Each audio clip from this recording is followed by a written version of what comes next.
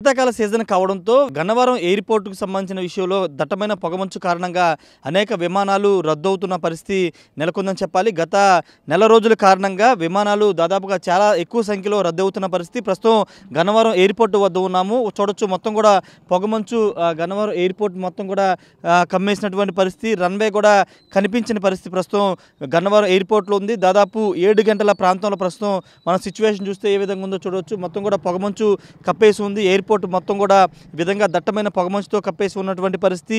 ఈ నేపథ్యంలో ఇది అంటే ఢిల్లీ నుంచి ముంబై నుంచి ఢిల్లీ నుంచి బెంగళూరు నుంచి హైదరాబాద్ నుంచి రావాల్సినటువంటి విమానాలు నిన్న కూడా రద్దయి ఈరోజు కూడా కొన్ని విమానాలు రద్దయినట్టు తెలుస్తుంది. పూర్తిగా దట్టమైన పొగమంచు కప్పేయడంతో పూర్తిగా పొగమంచు అంతా కూడా కప్పేయడంతో రన్వే కూడా కనబడని సిచ్యువేషన్ మనం చూస్తున్నాం. అది కూడా విజువల్స్లో మనం చాలా స్పష్టంగా చూడవచ్చు. లోపల ఆ రన్వే కూడా మనకి మసక కనబడుతుంది. ఈ నేపథ్యంలోనే విమానాలు దిగడానికి కొంత ఇబ్బందికర పరిస్థితి ఏర్పడంతో విమానాలన్నీ కూడా కొన్ని రద్దవుతున్న పరిస్థితి అయితే ఉంది. గతంలో ఎన్నడూ లేని విధంగా పొగమంచు ఎక్కువగా విజయవాడ గన్నవరం ఎయిర్పోర్ట్ మొత్తాన్ని కూడా కమ్మేస్తున్నటువంటి పరిస్థితి.